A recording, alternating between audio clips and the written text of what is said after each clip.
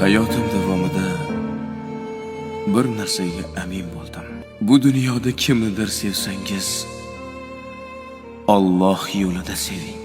Alloh uchun seving, zero mehr qo'ygan muhabbatingiz u sizniki emas, hammasi yaratganga tegishli ekan. Bu 5 kunlik dunyoda bizdan qoladigan yaxshilik, qilgan ezgulik mehrimiz ekan. Atrofimizdagi bu zamin insonlari buguni bilan yashashi, go'yoki hayot tugamas ne'matday ko'rinishi ularning katta xatolaridir. Turmush musht zarbalarisiz bo'lmaganidek, rangli gullarimdan ko'rgan tushlarimizni hammasi rangsiz ekan.